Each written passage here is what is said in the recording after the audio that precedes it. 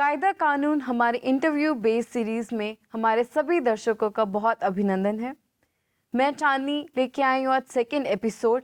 हमने first episode में consumer protection act के बारे में बात की थी। आज हम इस सेकेंड एपिसोड में इसके फीचर्स की बात करेंगे। हमारे साथ स्टूडियो में हमारे लीगल एक्सपर्ट मौजूद है, प्रोफेसर डॉक्टर तरुण अरोड़ा जी। आपका बहुत बहुत स्वागत है। धन्यवाद मैडम।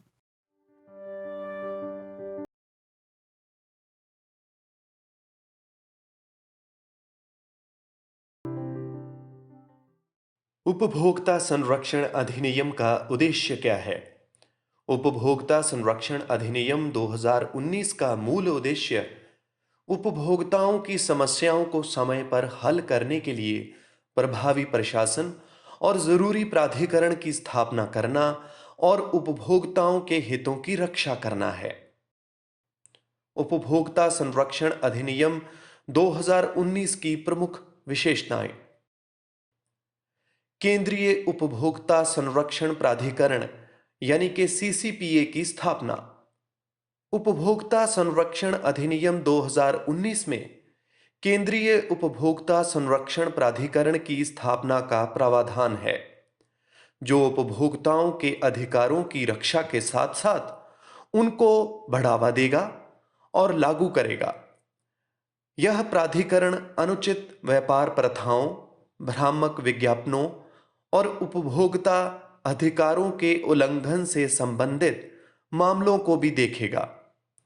केंद्रीय उपभोक्ता संरक्षण प्राधिकरण के पास उल्लंघनकर्ताओं पर जुर्माना लगाने और बिके हुए माल को वापस लेने या सेवाओं को वापस लेने के आदेश पारित करना, अनुचित व्यापार प्रथाओं को बंद करने और उपभोक्ताओं द्वारा भुगतान की गई कीमत को वापस दिलाने का अधिकार भी होगा। उपभोक्ताओं के अधिकार। यह अधिनियम उपभोक्ताओं को व्यापक अधिकार प्रदान करता है। वस्तुओं या सेवाओं की मात्रा, गुणवत्ता, शुद्धता, क्षमता, कीमत और मानक के बारे में जानकारी प्राप्त करने का अधिकार। खतरनाक वस्तुओं और सेवाओं से संरक्षण। अनुचित या प्रतिबंधात्मक व्यापार प्रथाओं से संरक्षण। प्रतिस्पर्धी कीमतों पर वस्तुओं या सेवाओं को प्राप्त करना। भ्रामक विज्ञापनों पर प्रतिबंध और जुर्माना। केंद्रीय उपभोक्ता संरक्षण प्राधिकरण के पास यह अधिकार होगा कि वह भ्रामक या झूठे विज्ञापन जैसे लक्ष्मी धन वर्षा यंत्र या जादुई दवाएं वाले विज्ञापन बनाने वालों और उनका प्रचार करने पर जुर्माना और 2 वर्ष तक के कारावास की सजा सुना सकता है। यदि कोई व्यक्ति या कंपनी इस अपराध को बार बार दोहराता या दोहराती है तो उसे 50 लाख रुपए का जुर्माना और 5 साल तक की कैद हो सकती है। तो आज हम सर से जानेंगे इस एक्ट के फीचर्स के बारे में। सर, तो आप हमें बताइए इस एक्ट के क्या फीचर्स हैं और इसको कैसे डिस्टिंग्विश करते हैं जो हमारा पिछले वाला एक्ट था 1986 का कंज्यूमर प्रोटेक्शन एक्ट था। जो कंज्यूमर प्रोटेक्शन एक्ट 2019 है, it is a kind of model legislation, a progressive legislation. It is a law of 21st century. और अगर इसको होलिस्टिकली देखें तो जो हमारा पहले का कानून था कंज्यूमर प्रोटेक्शन एक्ट 1986, उसमें और इस कानून में काफ़ी अंतर है। जो 2019 के एक्ट के बेसिक फीचर्स हैं उनको 1986 के एक्ट से काफ़ी अपग्रेड किया गया है। जैसे हम कहते हैं कि एक वस्तु है या मोबाइल है, उसका जो पुराना मॉडल है उस मॉडल में जो समय के बदलने के साथ कमियां दिख रही थी, वो कमियां अब दूर करते हुए एक नया मॉडल लॉन्च किया गया है। जी सर। उसी तरह ये जो 2019 का एक्ट है, इसमें और सन 1986 के एक्ट में काफ़ी अंतर है, जो कि हमारे आज के समय की ज़रूरत थी। जैसे कि 1986 में जो हमारा प्रथम उपभोक्ता संरक्षण अधिनियम था, फर्स्ट कंज्यूमर प्रोटेक्शन एक्ट, वो उस समय की आवश्यकताओं के अनुकूल था। परंतु समय बीतने के साथ साथ काफ़ी बदलाव आया और उस बदलाव को हालांकि न्यायपालिका के द्वारा और जो कंज्यूमर प्रोटेक्शन एक्ट 1986 के अंडर जो commission, national commission, state commission establish किए गए हैं, उन कमीशंस ने काफ़ी कोशिश करी, काफ़ी प्रयत्न किए कि उस कानून को भी गतिशील रखा जाए, उसके स्वरूप को बदलते समय के अनुसार ढाला जाए, परिवर्तित किया जाए। और उन्होंने इस तरह से, जैसे मेडिकल नेग्लिजेंस था, जी सर, उसको इस तरीके से कंज्यूमर प्रोटेक्शन एक्ट 1986 के जो प्रोविजंस हैं, इस तरीके से इंटरप्रेट किया कि मेडिकल नेग्लिजेंस को भी शामिल किया गया। जी सर, और इसके अलावा insurance sector, banking sector, real estate, there was a sea change in the consumer related activities. अब प्रोडक्ट लाइबिलिटी की बात आती थी, जी सर, तो काफ़ी कुछ बदलाव की ज़रूरत थी और जो रुपए की कीमत है वो गिरती जा रही थी। तो कहीं ना कहीं ऐसा लगता था कि अगर जो आज 20 लाख की वैल्यू है वो 1986 में बहुत ज़्यादा थी।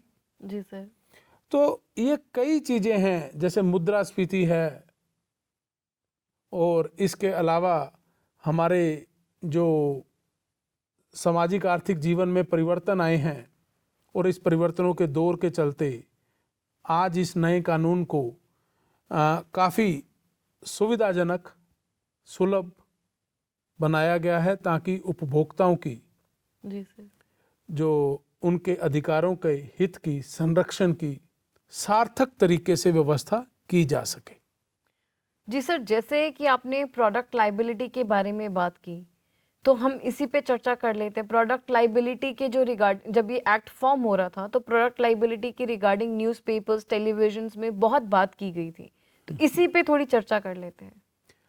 देखिए, जब प्रोडक्ट लाइबिलिटी की बात है, उत्पाद के संबंधी में दायित्व, तो अब जो उत्पाद का निर्माता है, अगर वह वस्तु या उत्पाद जो कि दोषपूर्ण तरीके से बनाया गया है जी सर, और उससे किसी व्यक्ति के जीवन को या संपत्ति को कोई नुकसान पहुंचता है, उसकी लाइफ या उसकी लिबर्टी या उसकी प्रॉपर्टी एडवर्सली अफेक्ट होती है, तो कहीं ना कहीं तो जो मैन्युफैक्चरर है उसको लायबल ठहराया जाना जरूरी है।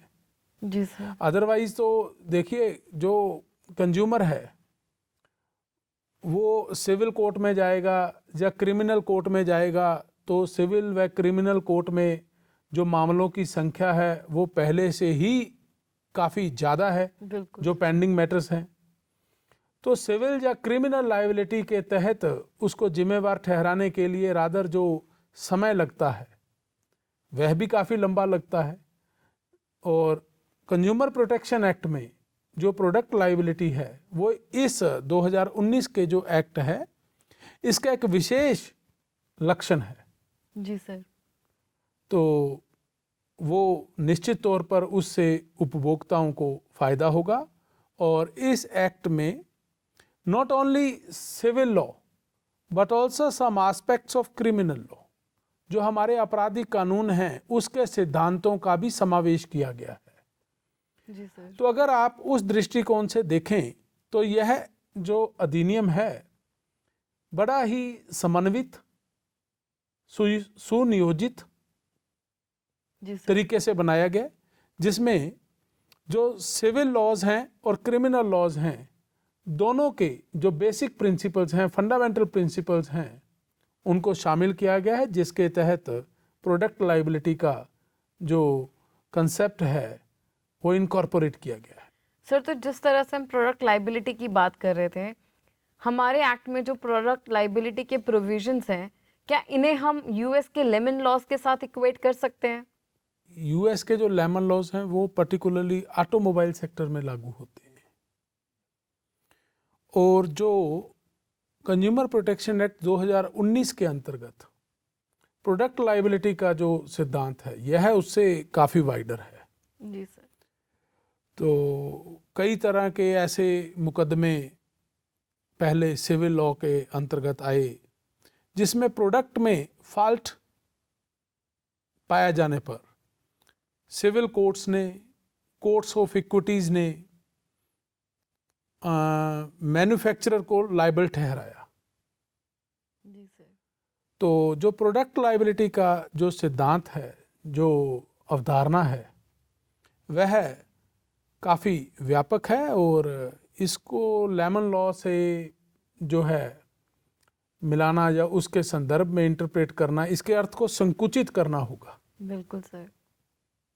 तो अभी तो वैसे भी प्रोडक्ट लाइबिलिटी की इन्होंने जो परिभाषा है उसको बहुत एक्सपैंड कर दिया है, जहाँ रिटेलर्स, डिस्ट्रीब्यूटर्स, मैन्युफैक्चरर्स, हर वो इंसान जो कंज्यूमर को सप्लाई करता है, प्रोड्यूस करते हैं, वो सब रिस्पॉन्सिबल होंगे डिफेक्ट्स के लिए। बिल्कुल बिल्कुल, क्योंकि देखिए जो सप्लाई चेन के बीच में कोई भी शामिल है वह सारे शामिल होंगे, और अल्टीमेट जो इस एक्ट का ऑब्जेक्ट है, that is to protect the interest of consumers in a better way and make the system more effective to protect the interest of consumer. So इसलिए सप्लाई चेन में मैन्युफैक्चरर है, wholesaler है, retailer है, delivery है, so all can be held liable.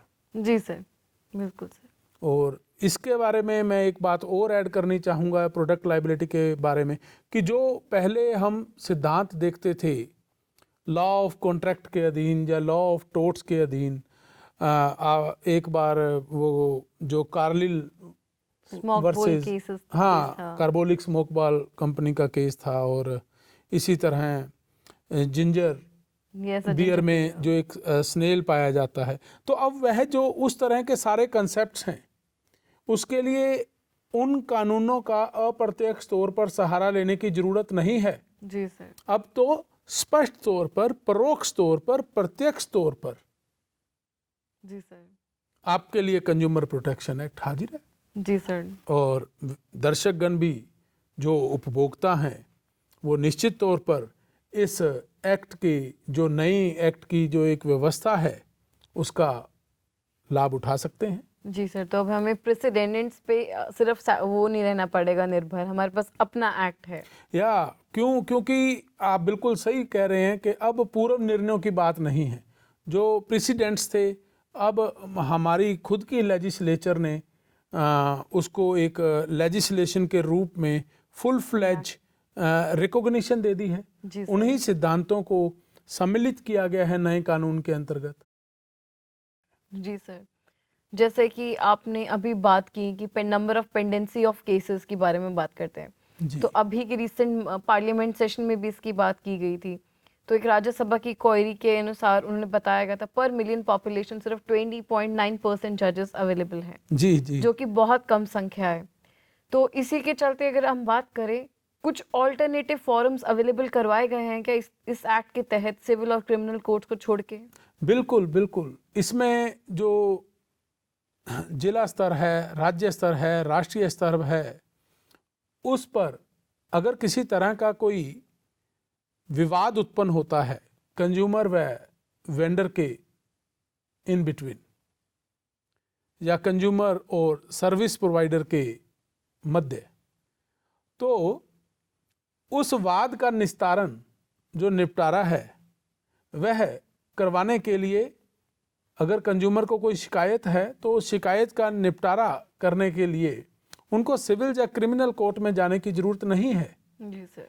वह consumer protection act के अधीन बिल्कुल पृथक न्यायालयों की तरह एजेंसीज की स्थापना की गई है, जिसको हम district commission, state commission, national commission कहते हैं। और इनका जो पूरा नाम है वो district consumer dispute redressal commission है, जी sir. State consumer dispute redressal commission है, national consumer dispute redressal commission है। और निश्चित तौर पर इस एक्ट के अधीन जो व्यवस्था की गई है वह व्यवस्था इस प्रकार की है कि सस्ता, सुलभ व त्वरित, बिल्कुल सर। यानी immediate justice, because justice delayed is justice denied. बिल्कुल सर। इसलिए टाइमली जस्टिस देने की व्यवस्था इस एक्ट के तहत की गई है। इसीलिए मैं व्यक्तिगत तौर पर इस कानून को एक प्रगतिशील कानून मानता हूँ। बिल्कुल सर, स्पीडी जस्टिस की बात की गई है इस एक्ट में। जी बिल्कुल। बिल्कुल सर। तो इसी के साथ हम अपने अगले सवाल पे बढ़ते हैं। अगर ऐसा हो जाए कि किसी कमीशन ने अपना डिसीजन सुना दिया है, लेकिन जो हमारे कंज्यूमर है वो सेटिस्फाइड नहीं है उस डिसीजन से, वो उस ऑर्डर को मानते नहीं है, तो उसके लिए क्या किया जा सकता है? देखिए, सेटिस्फाई ना होना वह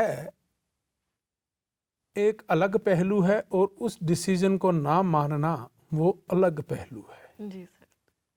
अगर वो सेटिस्फाइड नहीं है, अपने आप को एग्रीव्ड फील करते हैं, पीड़ित फील करते हैं, तो भी डिसीजन तो मानना पड़ेगा।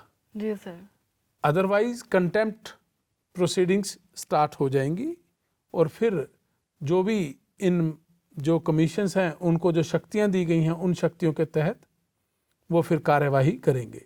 जी सर। तो ना मानने का तो प्रश्न नहीं पैदा होता। जी सर। हाँ, अगर वो सेटिस्फाइड नहीं है तो निश्चित तौर पर वो, अगर डिस्ट्रिक्ट कमीशन का ऑर्डर है, अगर उससे कोई भी पार्टी, चाहे वह कंप्लेनेंट है या रिस्पोंडेंट है, अगर वो सेटिस्फाइड नहीं है तो वो स्टेट कमीशन में जा सकते हैं। जी सर। क्योंकि स्टेट कमीशन को न केवल ओरिजिनल ज्यूरिसडिक्शन दिया गया है बल्कि अपीलेट ज्यूरिसडिक्शन भी दिया गया है। जी सर। और अगर वह स्टेट कमीशन के निर्णय से भी, आदेश से भी पार्टी सेटिस्फाइड नहीं है, संतुष्ट नहीं है, तो ऐसी दशा में अगर कानून की व्याख्या जो कंज्यूमर प्रोटेक्शन एक्ट है इसकी सब्सटेंटिव इंटरप्रिटेशन का कोई क्वेश्चन इन्वॉल्व होगा, जी सर। तो निश्चित तौर पर पीड़ित पक्षकार, बिल्कुल कंप्लेनेंट या रिस्पोंडेंट में से जो है वह राष्ट्रीय उपभोक्ता शिकायत निवारण आयोग के समक्ष अपनी अपील जो है दायर कर सकता है। जी सर। सर, अगर हम बात करें जो प्रेडिसेसर एक्ट था हमारा 1986 का और जो अभी का एक्ट है 2019 का, इसमें जो फॉर्म्स हमें प्रोवाइड किए गए, इनकी फॉर्मेशन और फंक्शनिंग में क्या अंतर आया है? फॉर्मेशन का जहां तक प्रश्न है, देखिए वह नॉमिनल चेंजेस हैं। जी सर। जो उनका गठन है वह उसी प्रकार से होगा और यह इस एक्ट के अधीन स्पष्ट कर दिया गया है कि जो इससे पूर्ववर्ती अधिनियम के अंतर्गत जिला मंच था, अब वह जिला आयोग के नाम से काम करेगा। जी सर। जिला उपभोक्ता शिकायत निवारण आयोग। इसी तरह जो राज्य आयोग था वह राज्य उपभोक्ता शिकायत निवारण आयोग के नाम से काम करेगा। और इसी तरह राष्ट्रीय आयोग को, जहां तक कि कार्य प्रणाली का प्रश्न है, इनके क्षेत्राधिकार में जरूर परिवर्तन किया गया है। इनका जो आर्थिक क्षेत्राधिकार है, पेक्यूनरी ज्यूरिसडिक्शन भी हम उसको कह सकते हैं। जी सर। पेक्यूनरी ज्यूरिसडिक्शन की जो लिमिटेशंस थी उनको अपग्रेड कर दिया गया है। 20 लाख से बढ़ाकर 1 करोड़ कर दिया जाना जी सर। जिला स्तर पर, और राज्य स्तर पर उसको 1 करोड़ से 10 करोड़ कर दिया जाना, 1 करोड़ से 10 करोड़ के बीच। और इसी तरह जो उससे अधिक मूल्य के विवाद हैं वो राष्ट्रीय स्तर पर जाएंगे। और इसके अतिरिक्त इन जो ऊपर वाले दो राज्य स्तर व राष्ट्रीय स्तर कर आयोग हैं, इन आयोगों को अपीलेट क्षेत्रीय अधिकार के अलावा मौलिक क्षेत्राधिकार तो दिया ही गया है, जी सर। परंतु पुनरावलोकन की भी शक्तियां दी गई हैं। पुनरावलोकन से मेरा भाव रिव्यू की। जी सर। अगर पक्षकारों के द्वारा आवेदन किया जाने पर या आयोग के सदस्यों को ऐसा लगता है कि किसी विवाद में किसी महत्वपूर्ण तथ्य को अनदेखा कर दिया गया है या वह ओवरलुक हो गया है, तो ऐसे परिप्रेक्ष्य में, ऐसी स्थिति में इन आयोगों को यह शक्तियां प्रदान की गई हैं कि वह स्वतः ही उसका जो है मूल्यांकन, पुनर्मूल्यांकन, पुनरावलोकन कर सकते हैं और अपने आदेश में भी संशोधन कर सकते हैं। जी सर। तो क्या हम कह सकते हैं ये जो कानून है ये प्रोग्रेसिव है, एग्जॉस्टिव है, अपने आप में सब तरह की रेमेडीज दे रहा है? देखिए, बात यह है कि कानून तो प्रोग्रेसिव है, जी सर। इस बात में तो कोई दो राय नहीं। जी सर। अब आप कह रहे हैं एग्जॉस्टिव है। यह आज इस समय इसका एक तरफा उत्तर देना अपरिपक्वता होगी, क्योंकि देखिए समय व समाज आगे की ओर चलते हैं। जी सर। और कानून की व्याख्या परिवर्तनशील है, परंतु कानून के शब्द वही रहते हैं। जी सर। तो समय बदलने के साथ अगर तो कानून के अर्थ बदलते हैं, वो परिवर्तनशील हैं, यानी flexible meaning, elastic sense is injected by the courts, तो वो एग्जॉस्टिव है। और अगर इसकी स्ट्रिक्ट इंटरप्रिटेशन की जाएगी, जी सर, तो ऐसी दशा में यह कानून एक जगह ही स्थायी रह जाएगा, स्थिर हो जाएगा। तो आज की अगर स्थितियों को देखा जाए तो उसके मद्देनजर तो यह कानून अपने आप में एक पूर्ण कानून है। जी बिल्कुल। समावेशित कानून है, हर वर्ग को साथ लेकर चल रहा है, चाहे वह गरीब है, चाहे अमीर है, चाहे पुरुष है, चाहे स्त्री है, चाहे वृद्ध है, चाहे बच्चा है, चाहे जीवित है, चाहे इवन मृत है। जी सर। जैसा कि आपने पहले एपिसोड में एक प्रश्न पूछा था कि कंज्यूमर कौन है और कंप्लेनेंट कौन है, जी। तो उसमें एक बात आई थी चलते हुए कि अगर किसी कंज्यूमर का निधन हो गया है तो उसके लीगल हेयर्स, लीगल रिप्रेजेंटेटिव भी जो विवाद की कार्यवाही है उसका संचालन सुचारू रूप से जारी रख सकते हैं। तो इतना व्यापक क्षेत्र फैला हुआ है इस कानून का, और आज की परिस्थितियों के मद्देनजर तो यह समावेशित कानून है, अपने आप में पूर्ण कानून है, परंतु यह जरूरी नहीं कि यह आगे भी समावेशित व पूर्ण ही रहेगा। जी बिल्कुल सर। जी। तो इसी के साथ मैं हमारे अंत के सवाल पे आती हूँ। जो हमारी प्रोविजन है पनिशमेंट या फाइन्स की, वो इस एक्ट 2019 के एक्ट के अकॉर्डिंग किस तरह से दी गई है? देखिए, जो पनिशमेंट के प्रोविजंस हैं, फाइन के प्रोविजंस हैं, अब उसके अंतर्गत जो भी व्यक्ति इसके लिए दोषी पाया जाता है, जी। तो जो मैंने पहले बताया कि आपराधिक विधि के सिद्धांतों को भी इसमें शामिल किया गया है।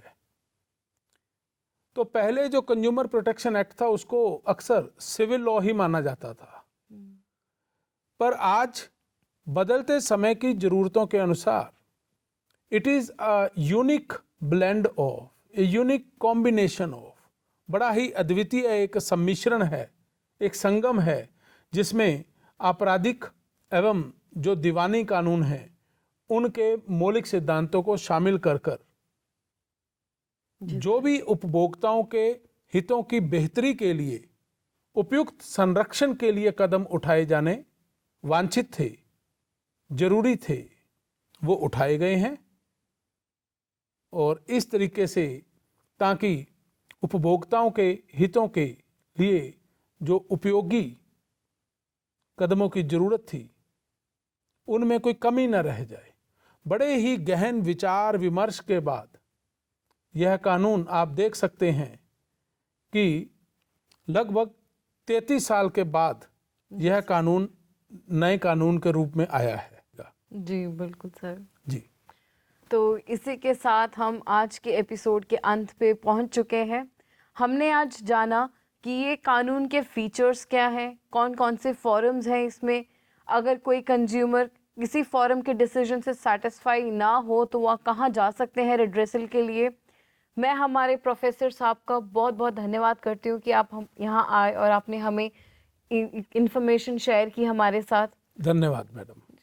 और हमारे साथ बने रहिएगा अगले एपिसोड पे भी, जिसमें कि हम बात करेंगे फॉरम्स के बारे में, डिटेल में बात करेंगे, इंस्टीट्यूशनल फ्रेमवर्क के बारे में बात करेंगे। हमारे सभी दर्शकों का बहुत बहुत धन्यवाद। हमारे साथ बने रहिए। नमस्कार।